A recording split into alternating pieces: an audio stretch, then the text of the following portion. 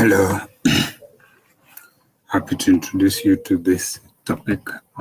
Product decision is one of the key topics in marketing management, and for all managers, it is important that managing marketing affairs be an essential part of their duties. The key issues as far as this topic is concerned is to define product decisions, understand levels of products and classification of products, as well as product development process, product life cycle, adoption process, adopters categories, and factors affecting adoption of new product. In defining product decision, we look at key issues like product being anything offered for attention, acquisition, or use, or even consumption. And it may include objects like goods, services, which are intangible, ideas, personalities, or even places. Things for attention may make people preoccupied with watching or participating. Positions where a title changes ownership. Consumption, things that provide utility or use, or they can be utilized, and as they are used, they get exhausted. Product categories or classification of products. We can classify products in four major ways. We have convenient goods, we have shopping goods, we have unsought goods, and specialty goods. You'll be able to understand all those levels or all those classes. When it comes to level of products, this refers to the utility level for which a product is required. We have the basic level, which is known as the core product. It's a problem-solving benefit that customer look for. For example, one booking an hotel room looks for rest or sleep. Actual product is the package, including all the features that surrounds the products that make it available for the particular use. For example, a cup of tea contains the actual elements that would make that cup of tea satisfy the customer that wants them. Expected product, on the other hand, are attributes that the buyer are willing to purchase, and when they get the product. For example, you expect your hotel room to be clean with a towel, with working bulb or secure door, and relative degree of silence. Augmented product, on the other hand, are products that are blended to include benefits beyond what customers expected, and they include, for example, hotel room example, we can have pay TV, can have Wi-Fi, we can have a flower vase, that is a fresh flower placed in the room daily, telephone connection, room services, among others. This is blending product or augmentation of products is where companies gain competitive advantage by one firm offering better services than the other. Potential products are products that are in the future, they are yet to be experienced, but the include all possibilities that products may have. Earlier mentioned about classes of products, which can classify them as consumer products. These are products bought for final use, and they are the classes I gave you earlier, known as convenient goods, which are basically needed for survival or basic survival products, or for necessary daily life, making life easy.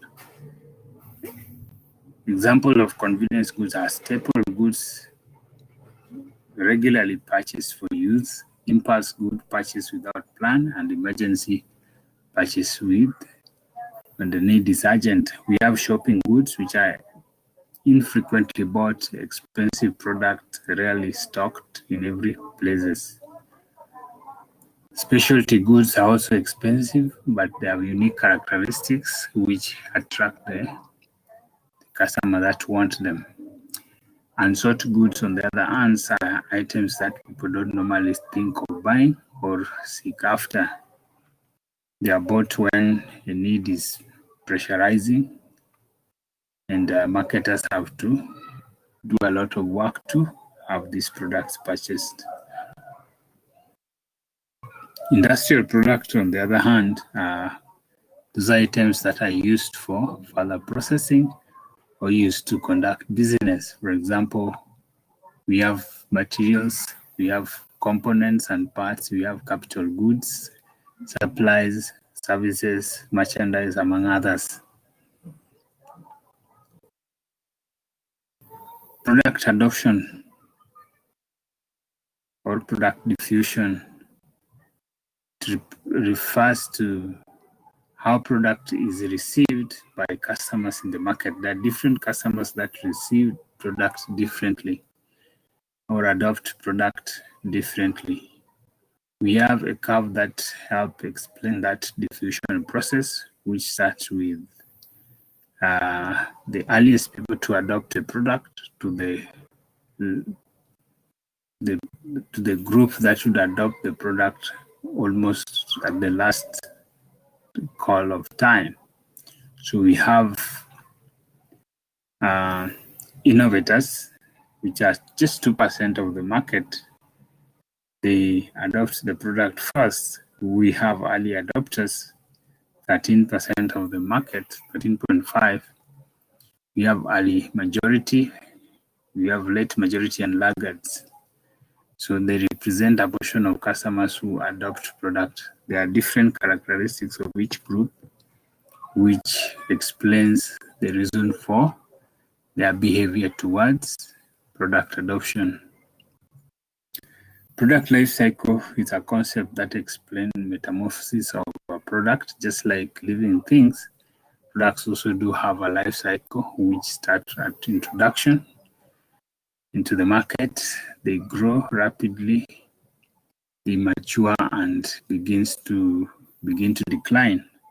And that is a stages known as the life cycle, and there are different strategies that marketers need to put into place when handling a product at every stage of the life cycle. And there are categories of key activities and decisions that are important. You can evaluate this life cycle based on the marketing mix. What would you do to the product at introduction? How would you make decisions regarding the product? How would you price it, promote it, and even distribute it? So those decisions that you do at introduction based on the marketing mix, and you can replicate all to depending on the particular need at growth, maturity, and decline stage.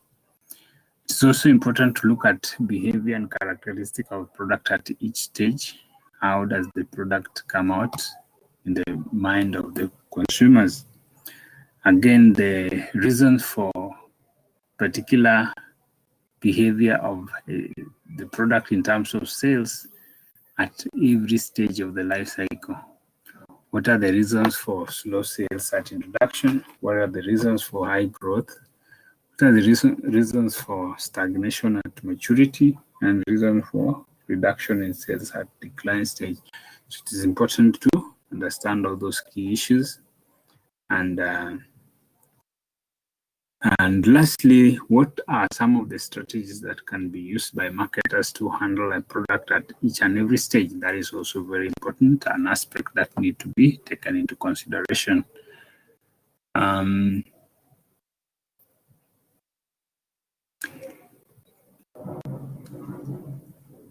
So what expected of us is to be able to look at those key characteristics, and then of course take a look at the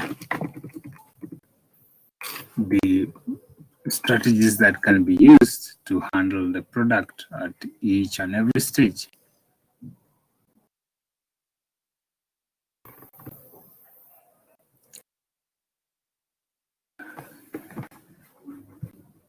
The next key issue that we're going to look at is the product development process.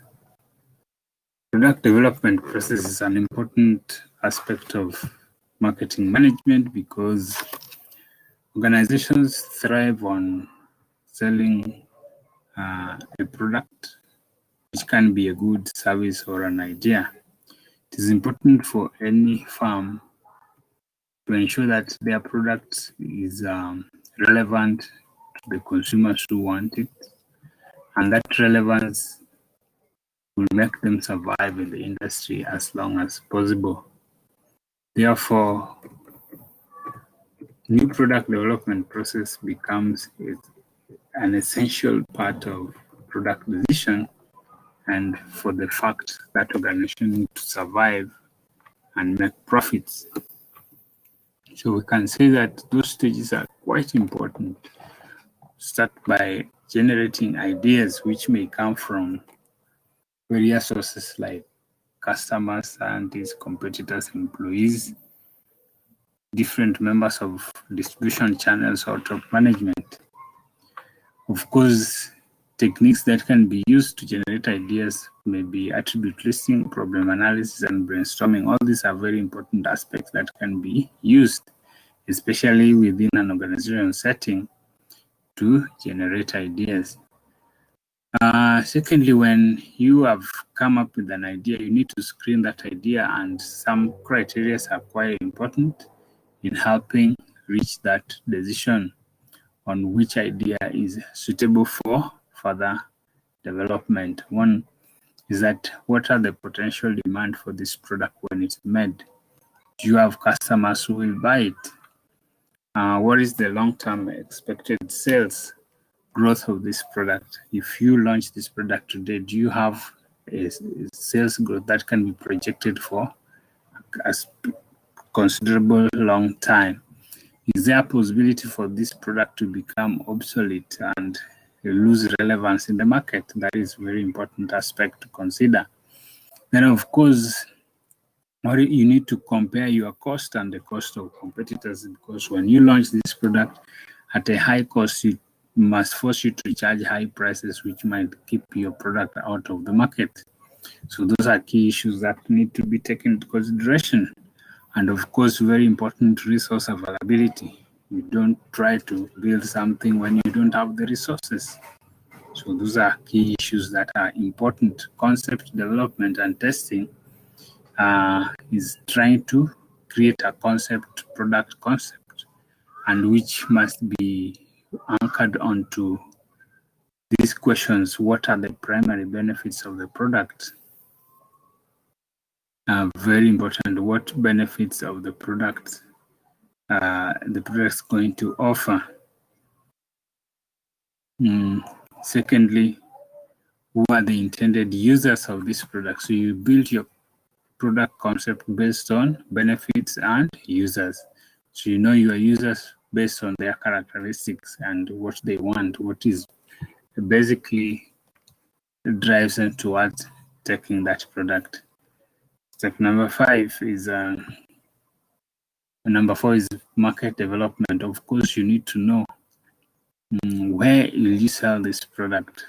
So you develop your market based on the target market in terms of size, structure, and behavior. Get to know who are those customers, where they are, how many are they. And secondly, you need to understand the pricing and distribution strategies. And lastly, you need to understand what sales and profits you can make out of this particular product in that market. Step number 5 is conducting business analysis, which we can see that is mostly important in comparing key areas that need to be analyzed. For example, sales. How much sales can you generate from this? What kind of customers do you have? What's their behavior? Cost of manufacturing and selling the products, and of course, profits that you generate. So you conduct those analyses. These are actually financial management aspects that need to be measured. They're actually measurable aspects that can be actually done. And step number 6 is product development. This is where now you come up with you make the product into a physical good, or provide a service idea or service blueprint, for example. That is coming up with key formulations that will make the prototype of the product. Test marketing relates to releasing the products on a small basis to the customers to gauge its how the customers will respond to it. It helps you to identify areas that need improvement or make correction. Very important. It checks on the mistakes that could have been made during formulation stage, and they can be corrected. Lastly is commercialization, which is also known as launching. This is where the product is launched into the market full time. And key decisions to be made at this place are when to launch the product.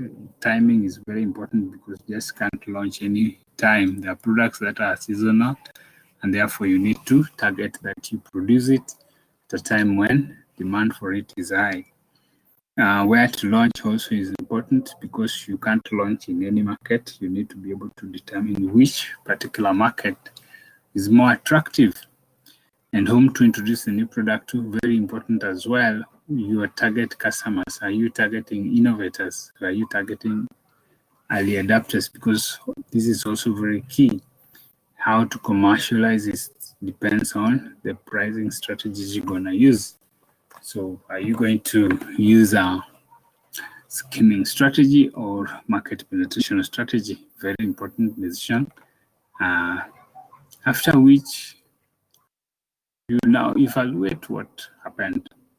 The last stage is actually evaluation. Evaluation of all these things. Did that product become successful? Or what could have? Or did it fail? And if it failed, what are the reasons for failure? Lastly, we'll look at brand positioning. And how do you position a brand? How do you make a brand to be an integral part of the mind of your market? Do you position locally? Do you position internationally or regionally? How do you want this brand to be received in the market? Very important aspects to consider as far as brand positioning is concerned. The key activities that I want to give you is look at product packaging, product labeling, as well as factors affecting adopters categories. This is just a brief outline of what would have covered in this particular topic, and I believe those who will listen to this recording will be able to update themselves so as to again, insightful development as far as this is concerned. Thank you.